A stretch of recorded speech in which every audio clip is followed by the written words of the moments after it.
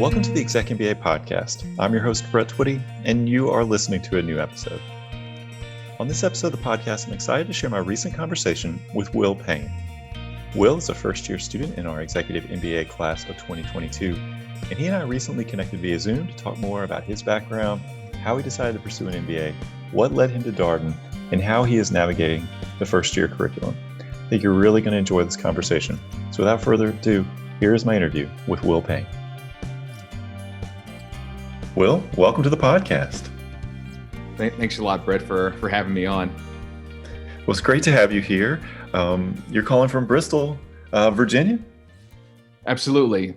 Birthplace of country music. And Bristol's been my home just for about a year and a half, and coming from Richmond. So it's, of course, I've been here. I've been all around the state through kind of political travels, but it's been, with my work now, the best decision I've ever made. Well, that's great. Bristol, of course, it's got two states come together right there. There's the Tennessee side, right, and the Virginia side. Well, I look outside my window, and I'm on State Street, so I look right across the street at Tennessee, and there are different restrictions. And during COVID, it really kind of it was pretty interesting. Tennessee really didn't shut down much, but restaurants. There are bars across the street, and in Virginia, of course, you have to have food. So there's some real differences there. That is totally fascinating. How are you doing right now, by the way? You doing okay? Yeah, I'm actually doing pretty good. I think if this pandemic has taught us anything about human nature, it's that resilience will ultimately win the day. I miss parties, I miss concerts, miss movies, miss traveling without any care in the world. But none of that really matters. I have no business complaining. People are sick and people are dying, and I know some folks who've had COVID. I know someone who's died as a result of it. It's really surreal. But the best thing we can do is look out for everyone's best interests. Follow the rules, get vaccinated, and for our sanity, we've got to be creative about connecting with friends and family and coworkers. But it takes a lot more effort to do that these days. Yeah, I was wondering, have you picked up any hobbies, anything that you've been enjoying as you maybe had a little bit more downtime here? It's been tough. I'm trying to, I've been trying to teach myself for the last year and a half to play the electric bass. I love music, and I love music, and I love going to concerts and listening to music, and really drives a lot of my work and creativity. But it's I found it very hard with class to try to find those an hour or 2 hours a day to practice. But I'm committed. Eventually, my goal long term, and I've always wanted to do this, but if I can get just good enough so I can play in a cover band, and whether it's an 80s rock, the first choice, or 90s grunge, at some point I'm going to get there. But probably after Darden. That's all right. You can sort of workshop at Woodshed right now, practice when you can, and then like a butterfly emerging from the cocoon, you will launch your early 90s grunge cover band post Darden. Any bass heroes, bassists that you look up to, or that you try to emulate in your style? Yeah, so Guns N' Roses, I'll never reach there, but Duff McKagan, Guns N' Roses, incredible.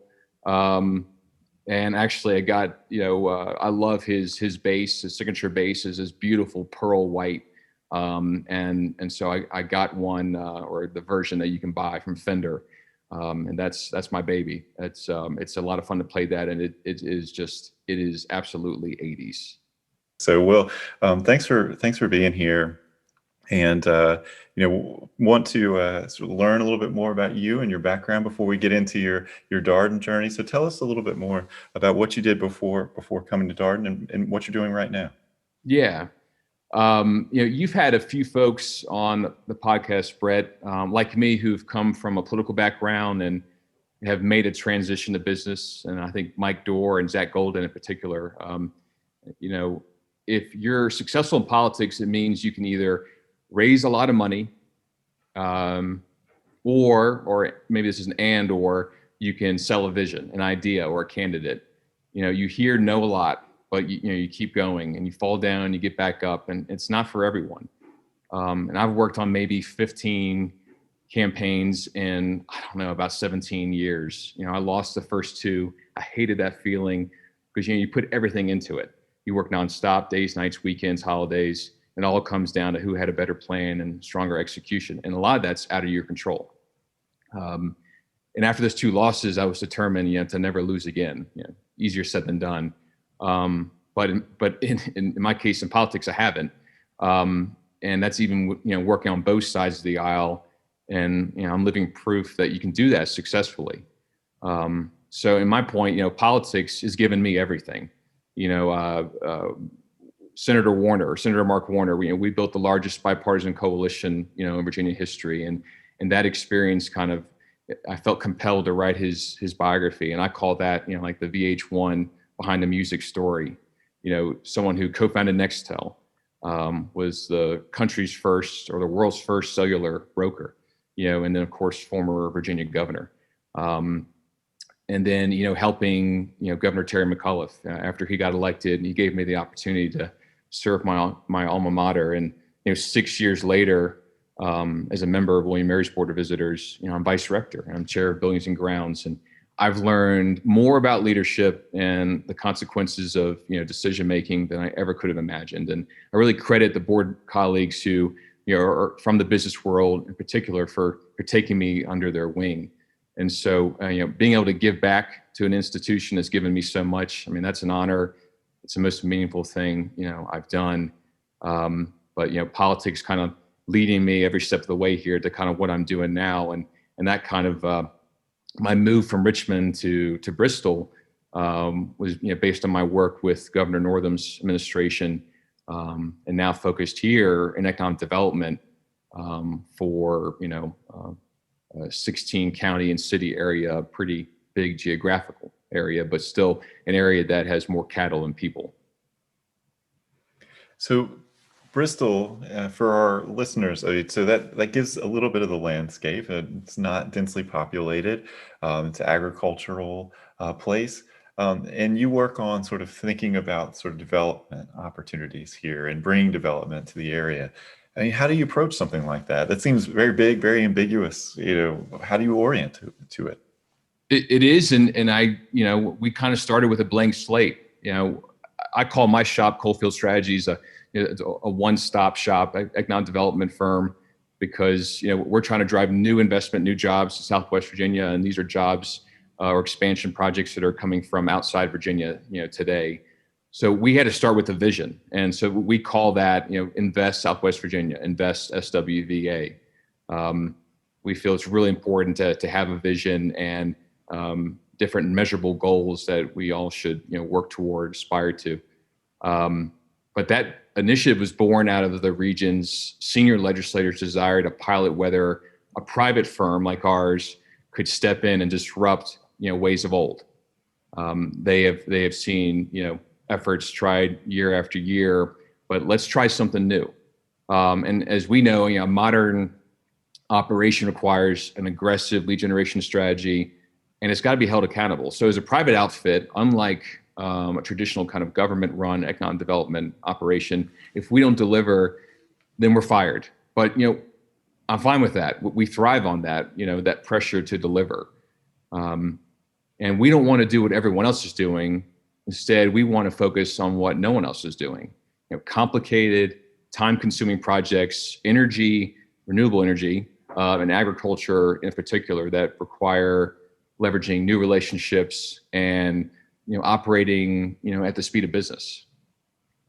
So one of the things I know just from following your emails to your classmates that you've been working on is this sort of grain initiative connected to sort of the craft beer explosion in the Commonwealth of Virginia. Just it feels like nationwide, but particularly in Virginia, there's lots of local breweries, some of them even in the Charlottesville metro area. Absolutely. We, this project, and we call this like Project Calypso. It's the growing project, and we have a related one that's going to be building a grain terminal. There's not a grain terminal, a grain processing, facility in the region today. That's a major disadvantage. We had to bring our grain to Louisville and also Indiana. Well, that's, if the goal is to reduce food miles, that doesn't help us. So for us, instead of, we saw an opportunity, and instead of waiting for someone else to capitalize on it, we said, we're going to put in our own money, and we're going to go after creating this new market for specialty grains. Southwest Virginia, of course, has an incredible legacy of small grains, corn, tobacco, but not specialty grains. And for us, thinking about the farmers, these are, small business owners, in Virginia, original small business owners. Bottom line, what we want to do is put more money in their pockets, give them a cash crop opportunity in the winter when they maybe wouldn't be growing anything, and help support, creating this next generation of farmers who may identify with being part of, this craft beverage industry. But we had to prove that concept. And so we found willing farmers who wanted to try this out, and we contracted with them. We worked with Virginia Tech on the right seed and the right right way to grow this, maybe differently from growing feed quality barley. But found a maltster in Asheville, North Carolina, and they were willing to kind of get on board with this project. But as a result, despite all the rain we had last year, all of our grain specced out. And it was so exciting to see something go from an idea to, the seed in the ground to now you can drink this beer. And so we had about 18,000 pounds of this malt that we gave out to about 18 breweries all around Virginia. But a Charlottesville brewery, as you said, Three Notch'd, made this special Appalachian ale. Just so proud of working with these breweries that do care so much about, buying local, buying Virginia, and wanting to support, our small family farms.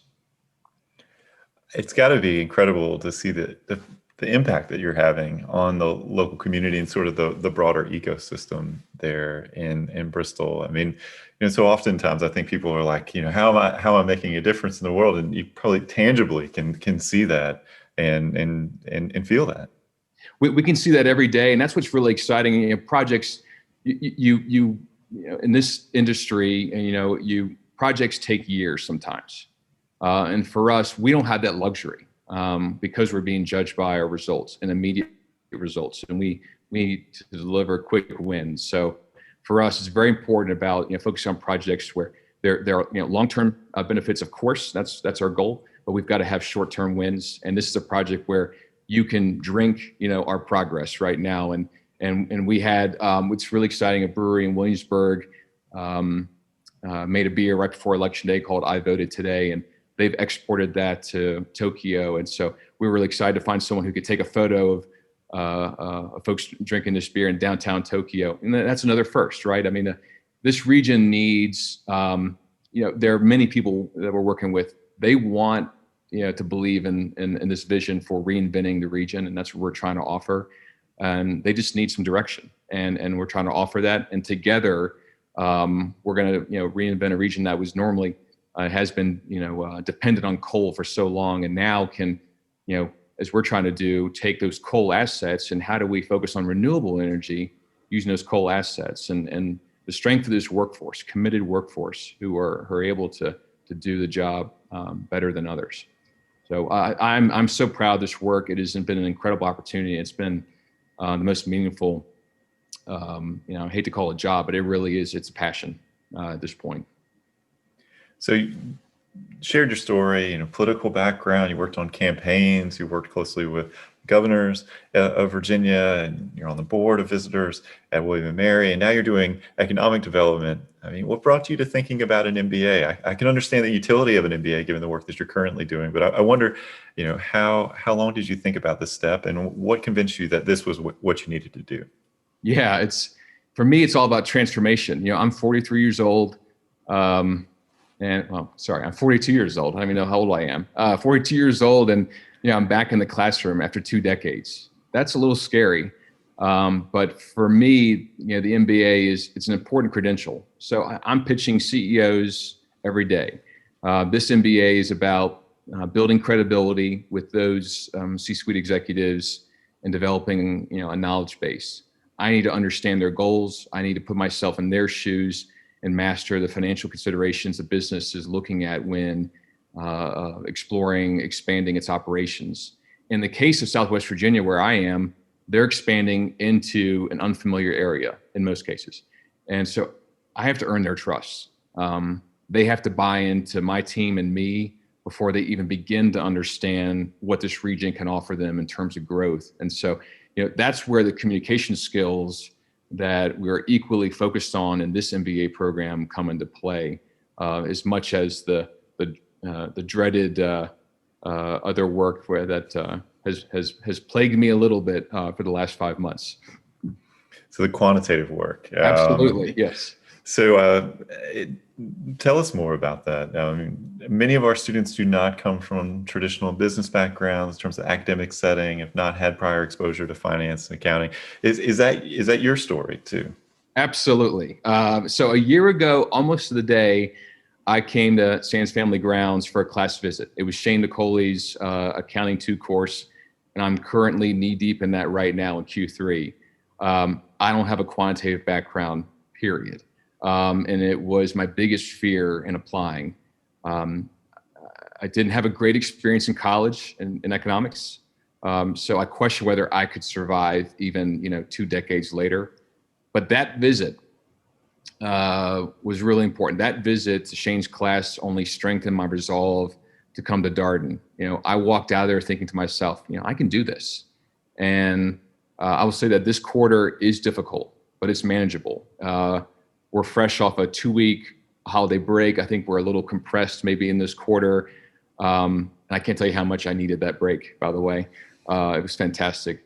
But we're 5 months into this program, and I've done better than I thought I ever could. And I know I've blown away my college GPA. And while that doesn't matter to me, the GPA really, right, it doesn't matter in a business school. It's really heartening to know that, with age and experience, that I'm the student today that I always kind of wanted to be 20 years ago. I appreciate that last point, because I talk with so many prospective students, who are coming back to school after some time away. That's one of the challenges, using those muscles again, getting back into school mode. But they see it as a second chance to dance, so to speak. You're coming back, new energy, new opportunity, a chance to write a different story for yourself in an academic environment. Absolutely. And that's where this program really excels and has allowed me to kind of gain, confidence in my abilities and kind of build off of, a lot of work experience, expertise, that I've developed that now I can bring in as a tool to help me, in the classroom with topics that are, were unfamiliar to me before. Yeah, talk about, how are your classmates helpful to you, or, how are you getting up to speed on things that you don't have a lot of deep personal background with? I think there are 3 points that really kind of resonate with me. And then that kind of goes to the impact of this program. The first is having more confidence in yourself. There's no longer a fear of being called on in class. I don't have it anymore. I did absolutely on day one, and then probably for the first, 3 months. So if you don't know the answer, admit it. You pass the ball to someone else, and don't sweat it, because life goes on. You shouldn't feel embarrassed. We're all in this together, and then that's been really exciting. We had a lot of interaction over the kind of spring and summer as folks were being admitted. And so I think, many of classmates have said before, that our class kind of came in more connected than many classes are typically after, the first few months. And that's really true. And I think that with this program, you're bombarded with so much information. It's coming at you from every direction. And so there's never enough time in the day to do what you need to do. And if you focus on everything you have to do, it's overwhelming and it may defeat you. And so you have to learn how to filter information and prioritize tasks. I've been able to master the skill of dealing with what is exactly in front of me, and taking things 1 month at a time, 1 week at a time, 1 day at a time. And that's not how I normally operate. And I normally need to kind of think farther out, but out of necessity, that's how I have to operate. And that's a incredible strength I would say this program has helped me, focus on. But to your question, really, leaning on, my support group, and in that case, that's my learning team. they're my rock. I'm not exaggerating when I say this, that I probably wouldn't be here after 5 months without my team. John Beckerly, Ann Lowe, Pragnia Lenka, and Stephen Odell, and others outside the team who've been very helpful and supportive and kind of share some of the entrepreneurial pursuits that I've got. They bring so much perspective, on our coursework, into our discussions and into the classroom. Together, we prep for class, we laugh, like we almost cry, we keep each other motivated and focused. And that's part of Darden's secret sauce. So when you think back, where you were when you started the program to where you are now, it sounds like the program's had an impact for you in terms of confidence, in terms of being able to sort of relentlessly prioritize what's most important right now. Are there other sort of areas of growth that you've seen for yourself, or do you feel like you've transformed even in this short period of time? I see it with my work. I see it every day right now. I know that my confidence matters when you're trying to sell. What I'm trying to do is sell a region, sell an idea here.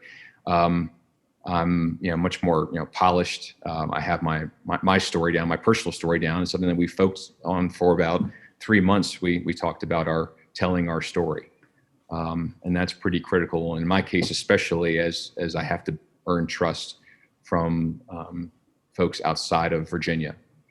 And I think going back to the previous question, while classwork and being bombarded with information from classwork, I'm getting it every day under COVID, and I've never worked harder or longer in my life than the last 9-10 months since the pandemic really hit Virginia. Our work only just got more complicated. And much more complicated, much more difficult because I couldn't travel like I needed to travel to see people in person. And so we had to be a lot more creative about how we're trying to tell this story. And that takes a lot more work. And so I think this program has really kind of opened me to understanding how to pivot and how to be more creative about getting your point across. When you think about those communication skills, my mind comes to the case method and what happens in class. Someone who hasn't had the same opportunity to, say, sit in a live class, we're doing mock classes now, but what would you share with someone? What's the case method like from a student perspective? How would you describe that experience? Oh yeah, so and it's really been interesting, whether it's decision analysis or leadership communications or global economics. The case method works in every class. So the opportunity first to kind of just like my go-to books or biographies and autobiographies, I love to learn from people's stories. I love to spend time with people and learning about kind of what makes them operate and how they make decisions. So the case method is perfect for me to see a problem and kind of try to work through, to a solution. And for us, some of these cases are pretty detailed. What matters most is, that the faculty do a great job of trying to include as many of our classmates as possible in this discussion. And in a virtual environment, as you know, when you have 75 people on our, when we're not on grounds, that seems impossible, but it works. But you've got to come prepared. So you need to read the case. You need to kind of understand the background, but you don't have to go out of your way to kind of learn about other information that's not in the case. The point is to kind of look at the information that's in front of you and see if you can interpret that. But that case method and the back and forth with classmates really helps us, try to answer some of the questions that are posed there. So, Will, what are you looking forward to in the months ahead in the program? You're somebody, when I think about the conversations that we've had, you have a lot of interest, you have a lot going on, ambitious person, you got a big goals out there that you're working towards. What are you excited about? Yeah, 3 things. First, I've got travel. This is my first time flying in about 2 weeks since the pandemic hit. But I'm I'm going out west. I got to go to the Northeast and then around Virginia. I'm also in the Gemba. So I have 4 trips planned before graduation: Argentina, Finland, Germany, and Cuba. I have no doubt those are going to be amazing, and I really can't wait to do those trips.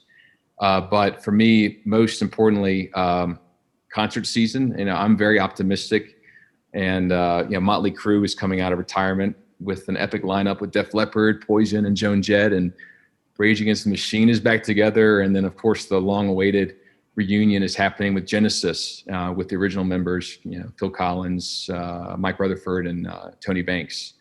So 3 years ago, I flew to Dublin to see Phil Collins. It was his own comeback tour, and I think it was called "Not Dead Yet," based on the autobiography he just released.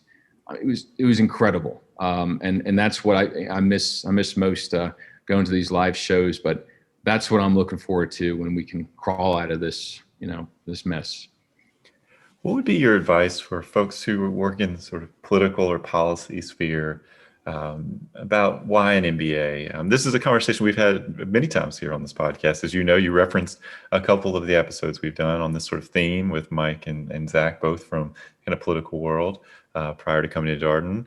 I wonder, what you might share for people who come from that policy background.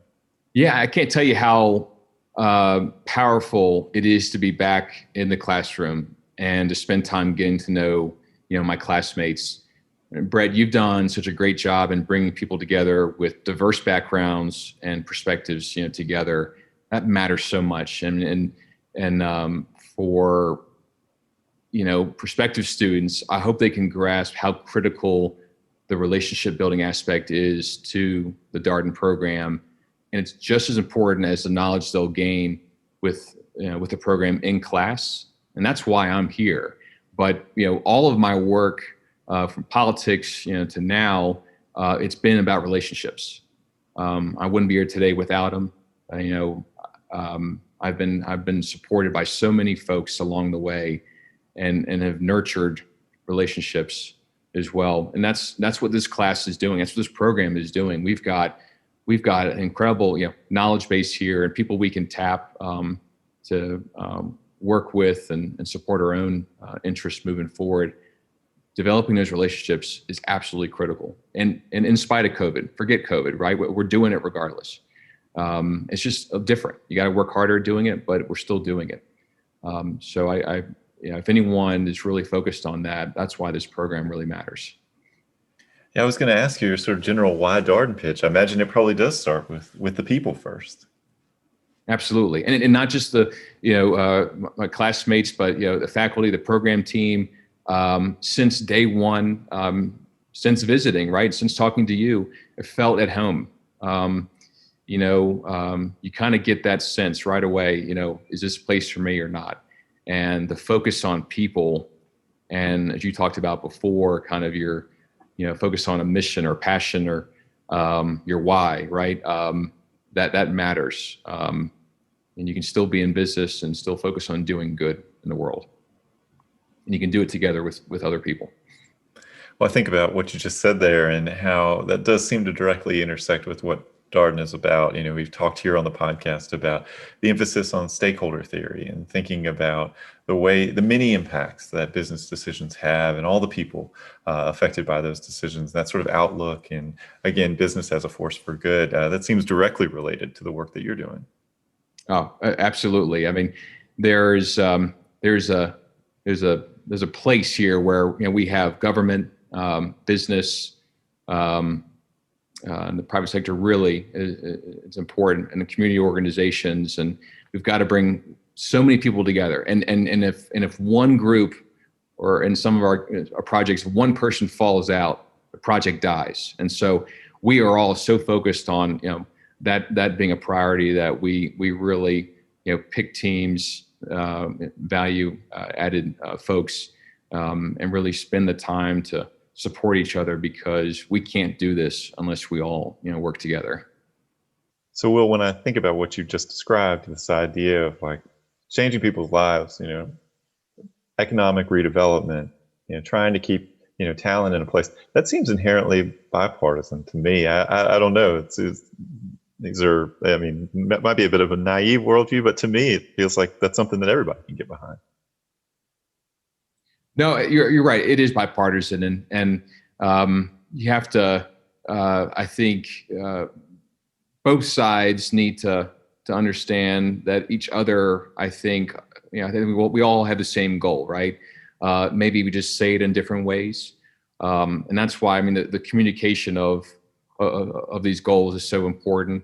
But for us, it's really kind of leading with projects instead of leading with rhetoric.